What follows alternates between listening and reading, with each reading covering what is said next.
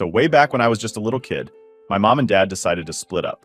From what I understand now, they were always arguing and just couldn't get their lifestyles to mesh. It sounds like they were pretty different from each other and it just wasn't working out. They both agreed it was for the best to go their separate ways rather than keep fighting and making everyone miserable. Instead of dragging everything through the courts and having a big messy battle, they figured things out on their own. My dad used to travel heaps for his job, so it made sense for me to stay with my mom. He agreed to pay child support to help out. Back then, I didn't really know what was going on, but on my 12th birthday, I finally asked my mom the big question. Why can't we all live together like some of my friends' families? Mom didn't sugarcoat it, she laid it all out straight. Not gonna lie, it was a pretty tough pill to swallow at the time. It hurt knowing that my family wouldn't be like some others. But here I am now, 15 years old, and I've kinda accepted how things are. That was until something new happened. My mom met someone. She started dating this guy named Ben. They dated quietly for a while, and just recently they got engaged. I only met Ben a few months back, and when I found out they'd been together for a year already, it was a bit of a shock. Mom explained that she waited to introduce us because she wanted to be sure about their relationship first. Now they're planning to move in together, and she wanted me to have some time to get used to Ben. To be honest, Ben's not that bad. He can be really fun sometimes, and he seems to know where the line is. He's respectful about the fact that I'm not looking for a new dad, and he doesn't push it. He's cool about keeping things chill between us, which I appreciate. But then, there's his son Jake, who's about my age. We both started at the same high school this year because I transferred to a different school. Even though Jake and I knew each other from our parents, things at school are super awkward. We act like we don't even know each other. I tried breaking the ice a few times, but he wasn't having any of it. He just shut me down every single time. And it's not just with me. He's also pretty cold to my mom. I think he has a hard time seeing her with his dad, especially since his dad was a widow. Maybe he feels like my mom is trying to replace his own mom, who he obviously misses a lot. But whatever his reasons, he keeps his distance from both of us, and it's pretty clear he's not happy about the situation. Honestly, it gets under my skin, especially seeing how hard my mom tries to make him feel welcome. She's always going out of her way to include him and make things nice, but it just doesn't seem to matter to Jake. So yeah, I've started to really dislike the guy, especially when I see all the effort my mom puts in just to get a cold shoulder from him. So it was just another Sunday night and we were all sitting down for dinner, trying to do the usual family thing, you know? That's when Jake drops a bomb out of nowhere. He suddenly announces that he can't move into our house with his dad. Everyone was kind of surprised, so my mom, trying to be understanding, asked him why he didn't want to move in. I mean, our house is pretty big, definitely bigger than theirs, and it's also way closer to school, which you'd think would be a bonus, right? But Jake, he's in his final year of high school and super into his art. He tells us all about how he's dead serious about going to art school after he graduates. He's not just into digital art, he wants to do actual painting, the old school kind. So, he's been using the garage at his place as his personal art studio. There's enough space there because they only have one car and it parks in the driveway. The thing is, if he moves in with us, he wouldn't have any space like that to work on his art. He explained that he needs to build up his portfolio for art school applications, and that means putting in a ton of extra hours, not just what he does at school. He feels like he can't just leave his work there either. He needs to be able to work on it at home. Now here's where it gets nuts. My mom, without even skipping a beat, suggests that Jake could use my room as his art studio. Yeah, you heard that right. My room. And she said it like I'd be totally cool with just giving up my space. I was completely shocked and honestly pretty mad. Why should I have to move out of my room for a guy who doesn't even like us much? Why does he get a bedroom and a studio when I get bumped out of my own space?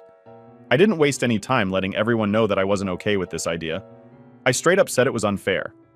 But instead of listening, my mom just shushed me. She told me we'd figure out my situation later. Like seriously? It felt like she was totally ignoring how I felt, just to make Jake happy. So the next morning, I came downstairs totally ready to stand my ground with my mom. I was all set to make it crystal clear that there was no way I was going to give up my room. But before I could even get into it, my mom started telling me how I needed to be more helpful and learn to compromise. She was all like, it's only for a few months. She kept going, explaining that Jake would be heading off to college in about 8 to 9 months, and then everything would go back to normal. Her big solution was for me to move into her private office. She even said she'd put a bed in there for me, and that I could think of the living room and the kitchen as extensions of my own room. I was just standing there, completely floored. How could my own mom think it's okay to have me sleep in her office? And then to just casually suggest that the rest of the house could somehow make up for losing my personal space. I felt like she was totally dismissing my feelings. Here I was, about to be displaced from my room, and she was acting like it was no big deal, all for a guy who hasn't shown us a shred of respect. I wasn't about to let this slide. No way was I going to sit back and watch my life get turned upside down for an entire year. Especially not for someone who doesn't even appreciate what we're doing for him. That's when I decided I needed to loop in my dad. Even though he and my mom aren't together anymore, he still pays child support and always wants to make sure I'm taken care of. I was pretty sure he'd back me up. I gave my dad a call and laid it all out for him. I told him everything, from my mom wanting to kick me out of my room to make space for Jake, to her plan to shove me into her office like it was some kind of easy fix. My dad was really supportive, just like I knew he would be. He listened to the whole story, and by the end of it, he was just as upset as I was. He promised me right there on the phone that I didn't have to worry about a thing. He said he'd have a talk with my mom and help her see how unfair this whole plan was. I felt a lot better after talking to him. It was reassuring to know that he was on my side and ready to step in. It's tough feeling like you're being pushed aside in your own home, but having my dad ready to help fight this battle made a huge difference. Now I just had to wait and see how their conversation would go, hoping that my dad could get through to her and I could keep my room. A few days after I talked to my dad, I had just gotten back from school when I walked into a total storm at home. My mom was there waiting for me, and the moment she saw me, she just lost it. As soon as I stepped in the door, she started going off on me. She was really mad and started yelling about how I had gone behind her back to snitch to my dad. She said I made it sound like I was being abused or something, which wasn't her intention at all. According to her, she's always made sure I had everything I needed, and this was just one time when she needed me to adapt to a new situation for her sake. But from her point of view, I had totally betrayed her. She was furious because my dad had apparently called her up and threatened to take legal action to make sure I was taken care of properly, including having my own room. The whole thing just blew up way bigger than I thought it would, and my mom's reaction was super intense. She felt like I had turned a simple family matter into a huge deal. I was so freaked out by how angry she was and the way she was shouting that I didn't even say anything back. I just turned around, ran to my room, and started crying. It's been rough, and I've been holed up in my room ever since. I don't hate my mom. I mean, she's my mom. But what she said really hurt. It felt like she didn't see how much this was affecting me. It seems like she's trying really hard to make sure Jake, her stepson, feels welcome and liked, maybe even at the cost of how I feel. I feel like I'm being dragged into the middle of her trying to please everyone else. Now I'm sitting here, feeling all mixed up about what's right and what's wrong. I feel guilty for causing trouble, but also upset because I'm being asked to give up so much. It's a mess, and I'm just really confused and sad about the whole thing.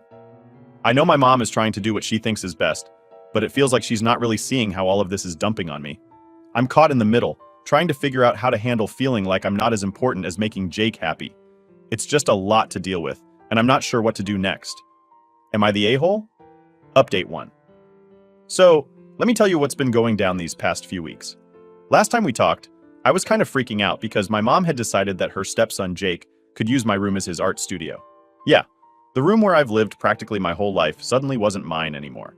After I told you guys about it, things got even tougher. My mom's words really hit me hard. She wanted me to just deal with it and help out by making space for Jake. I felt so down about not being able to make her happy, I just decided to go along with it. I thought maybe if I showed her I could handle it, things might get better, but honestly, it's been really rough. So here's the setup now. I've been moved out of my room and into my mom's office. That's where I keep my clothes now, like it's some kind of makeshift wardrobe. The kitchen table has become my new study spot, and I sleep on the sofa in the living room. It's not exactly the comfiest bed, and I miss having my own space big time. The whole house feels different, and not in a good way. I absolutely hate living like this. And to top it off, Jake, who totally acts like he owns the place, isn't making things any easier. He walks around like he's the king or something, and it just makes my blood boil.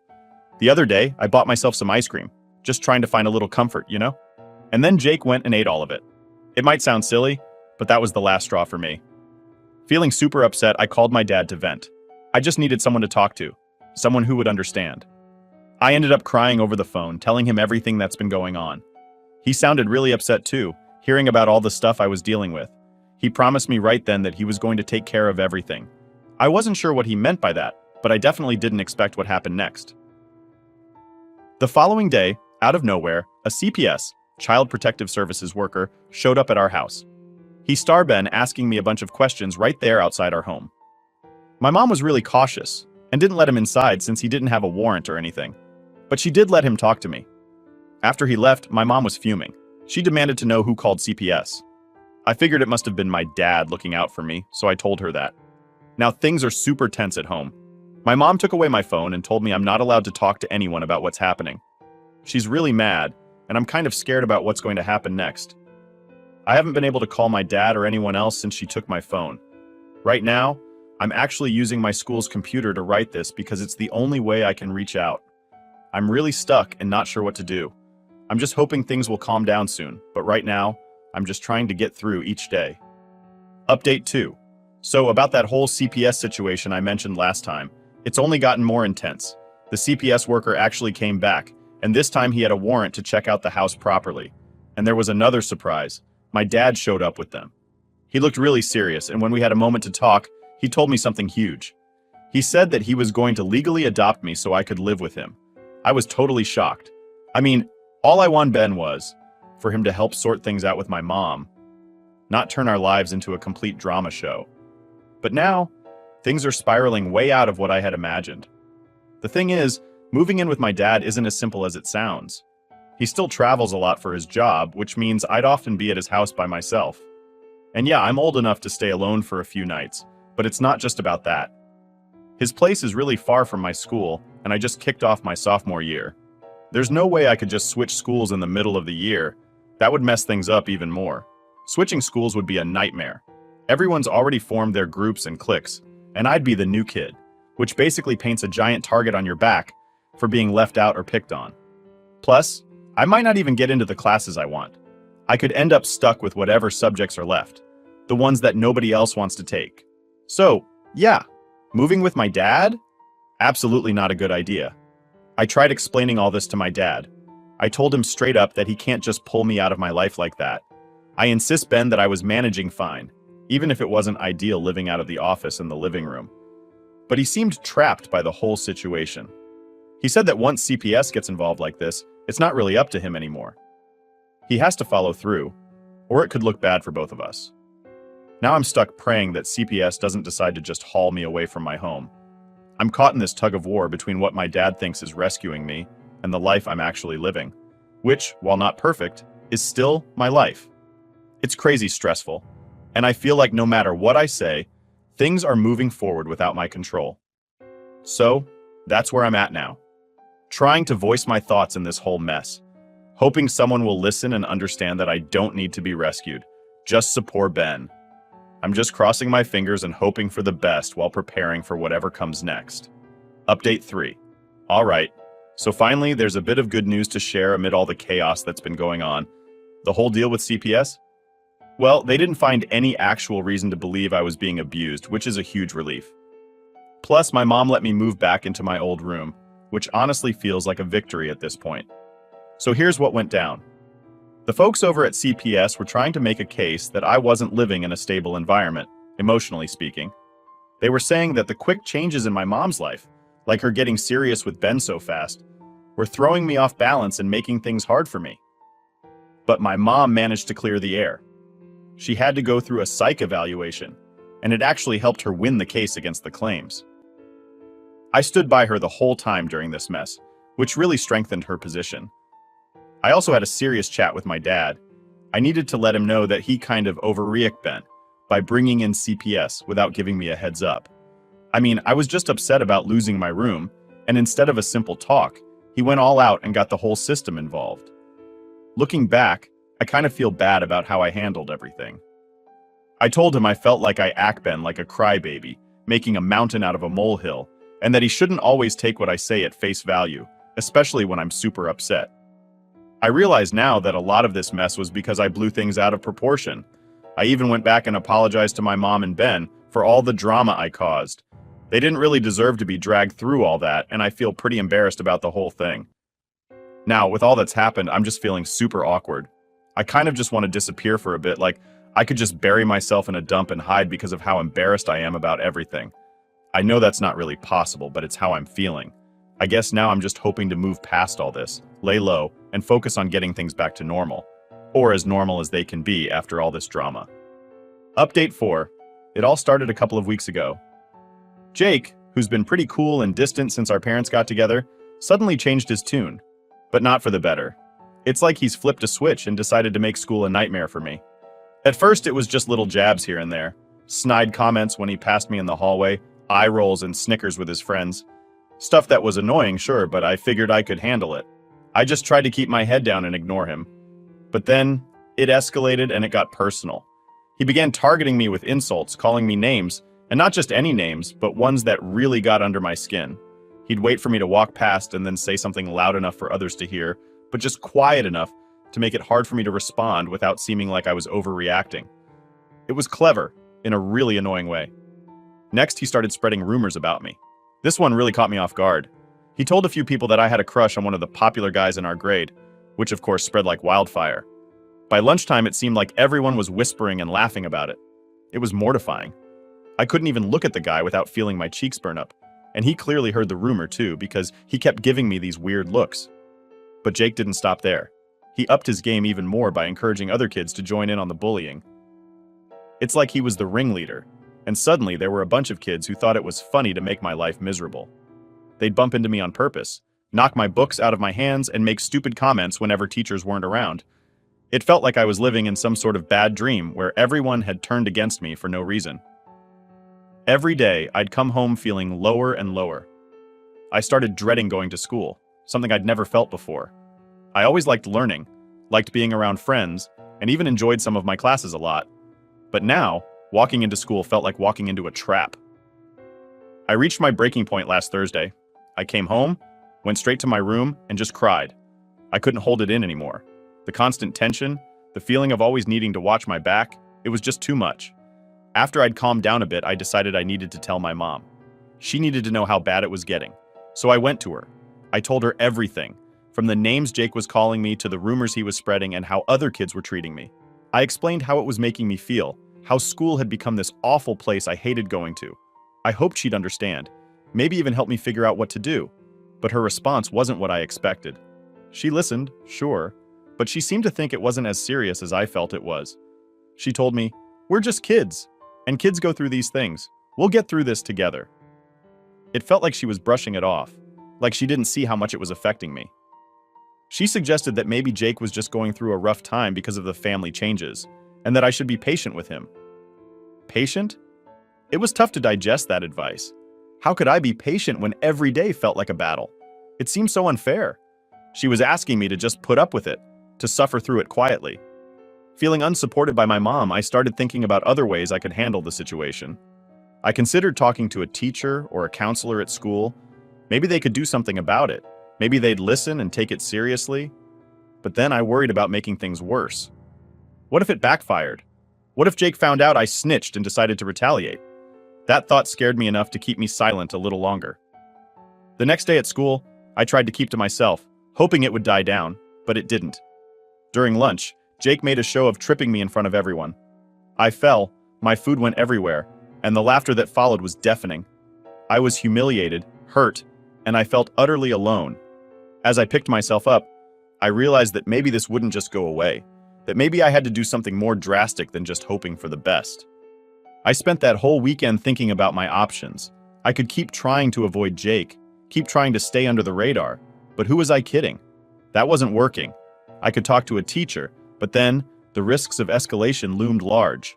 Or I could try talking to Jake directly, try to figure out why he was doing this, but the thought of confronting him was daunting. By Monday, I hadn't made a decision. I was stuck, torn between fear and the desperate hope that maybe it would just stop on its own. But deep down, I knew I couldn't live like this much longer. I had to find a way out, had to find a way to stand up for myself. It was either that, or let this situation crush me. And here I am now, still stuck in this mess, still trying to figure out the best course of action. The weight of the decision is heavy, and the fear of making things worse is paralyzing. But I know I can't just sit back and let this continue. I have to do something. I just wish I knew what the right something was. Update 5. I reached a breaking point with Jake's relentless bullying, which seemed to escalate no matter how much I tried to avoid or ignore him. After dealing with the emotional turmoil for so long and seeing no viable solution from my previous attempts at handling it, especially given my mom's somewhat dismissive response, I felt utterly cornered. That's when I decided it was time to bring my dad into the equation, hoping that maybe he could make a difference. I remember picking up my phone, my hands literally shaking as I dialed my dad's number. I wasn't just nervous about telling him. I was anxious about admitting how powerless I felt. When he answered, I spilled everything. I told him about the names Jake called me, the rumors he spread, and how other students had started treating me differently because of Jake's influence. Dad listened quietly at first, absorbing the gravity of what I was sharing. His silence was a sharp contrast to the chaos I was describing, and it gave me a slight sense of calm just knowing he was there, hearing me out. His response was immediate and firm. He was upset, angrier than I'd heard him in a long time, not at me, but at the situation. He promised he'd be over the next day to talk to Ben and Jake in person. I hung up feeling a mixture of relief and apprehension. Relief because help was on the way, and apprehension about the potential fallout of this confrontation. The next day felt like the longest day of my life. I went through my school routine mechanically, my mind constantly wandering to the impending meeting at home. By the time I got back, my stomach was in knots. Dad arrived shortly after, and the atmosphere at home shifted palpably. Mom seemed tense, uncertain about Dad's involvement, while I was just bracing myself for whatever was about to unfold. Dad didn't beat around the bush. Once everyone was gathered, he laid out what I had told him, not just as accusations, but as factual occurrences that needed addressing. Jake tried to brush off the accusations initially, chuckling nervously and looking to Ben for support. But my dad wasn't having any of it. He demanded honesty and accountability. I watched, a mix of awe and fear churning inside me as I stood there by his side, bolstered by his presence but scared of the potential backlash. When confronted directly and unable to find an ally in his dad, Jake's demeanor slowly changed. He dropped the act and admitted to some of the things he had done. He didn't apologize, but the acknowledgement was there, which felt like a small victory in itself. Ben, who had been quiet, finally spoke up. He assured my dad that he would handle the situation and make sure it wouldn't continue. He seemed sincere, but there was a part of me that doubted whether words would translate into action. After they left, Mom confronted me. She was visibly upset, not just about the bullying, but about me bringing Dad into what she considered a family issue that we could handle internally. She felt like I had undermined her by escalating the situation. I tried to explain my perspective, that I felt unsupported and desperate, but it didn't seem to fully resonate with her. The conversation ended with a heavy silence, leaving a rift between us that pained me deeply. Despite the awkwardness at home, the next few days at school showed a noticeable change. Jake kept his distance. The rumors stopped circulating, and the overt bullying ceased. It was as if Dad's intervention had pressed a reset button on Jake's behavior, or at least put him on pause. Classmates who had joined in on the teasing seemed confused by the sudden shift, and gradually stopped their taunts. This newfound peace was both surreal and soothing. I could walk through the halls without tensing up, anticipating the next insult or prank. I found myself able to focus more in class, and even began to rekindle some friendships that had cooled during the peak of the bullying. Reflecting on these events, I realized the immense impact of having someone advocate for me. Dad's intervention was not just about stopping the bullying, it was a demonstration of support that I desperately needed. It taught me the importance of standing up for oneself, but also the critical role of having allies who will stand up with you. Despite the improvement, there's still a part of me that remains on guard, wary that the current calm might be temporary. I'm slowly rebuilding my confidence, trying to regain a sense of normalcy after months of stress. I'm also working on mending the strained relationship with my mom. It's not easy, as emotions have been high and both of our actions have created misunderstandings that need careful navigating. As I continue to navigate these complex family dynamics, I hold on to the hope that this resolution marks a turning point, not just in my relationship with Jake, but also within our blended family structure. The road ahead might still have its bumps, but with my dad's support and a newfound resilience within myself, I feel better equipped to face whatever comes next. It's been a wild ride, and while I'm wary of what the future might hold, I'm also cautiously optimistic. Here's to hoping for more peaceful days and a smoother journey ahead, where I can focus on being a student and a teenager, rather than constantly defending myself against unwarranted attacks. Thanks for sticking with me through this, and here's to stronger, more positive updates in the future. Last update. Firstly, let's talk about the immediate aftermath of my dad's intervention. The bullying ceased almost overnight. Jake stopped all forms of harassment, and the rumors that once echoed through the school hallways vanished. This sudden peace was surreal. After months of dread and anxiety, walking through school felt unusually serene. The absence of whispers, laughs, and pointed fingers was a relief that I soaked in every day. It was as if I had been holding my breath for months, and I could finally breathe again. However, the cessation of bullying didn't immediately dissolve the tension between Jake and me, or the awkwardness at home. There was an unspoken truce between us, a mutual agreement to exist in the same spaces without conflict. But it was fragile. At school, Jake and I navigated our interactions with careful indifference, acknowledging each other's presence only when absolutely necessary, and keeping our communications minimal and neutral. At home, the dynamics were slowly shifting. My mom, initially upset about involving my dad, began to see the positive changes in my demeanor. As weeks turned into months, she initiated a conversation that I had been silently hoping for. One evening, she sat me down and expressed her regret for not having taken more decisive action when I first confided in her about the bullying. She admitted that seeing the transformation in me post-intervention made her realize the depth of my distress and the importance of her role in safeguarding my well-being. This conversation was a balm to the lingering wounds between us. We talked about the need for open communication and mutual support, laying down the foundation for a renewed relationship based on deeper understanding and respect. Ben's role in the family also evolved during this time. He was more present and engaged, not just as my mom's partner, but as a figure of stability in the household. He facilitated a few family activities which, although slightly awkward, helped bridge the gap between Jake and me. These efforts, while subtle, did not go unnoticed. They helped thaw the frostiness that had settled between Jake and me, transforming our reluctant coexistence into a cautious cohabitation. Reflecting on these developments, I've come to appreciate the complexities of family dynamics, especially within a blended family structure. Each member comes with their own experiences, expectations, and emotional baggage. Navigating these differences requires patience, empathy, and an unwavering commitment to finding common ground. The lessons I've learned from these experiences are numerous. I learned the importance of advocacy, of having someone to stand up for you when you feel powerless, and of standing up for yourself when you find your voice. I learned about resilience, the ability to endure adversity and emerge stronger on the other side. But perhaps most importantly, I learned about forgiveness and the power of second chances. Forgiving Jake was not about excusing his actions, but about allowing myself to move forward without the burden of resentment. Looking ahead, I feel a cautious optimism. I am aware that the peace we've achieved is delicate and requires ongoing effort to maintain. I am also conscious of the fact that there might be new challenges as we continue to navigate our shared lives. However, I'm more equipped now to face these challenges, bolstered by the support of my family and the personal strength I have developed. As I close this chapter, I want to extend my gratitude to everyone who has been a part of this journey, my family, friends, and even those of you reading this who have offered words of support.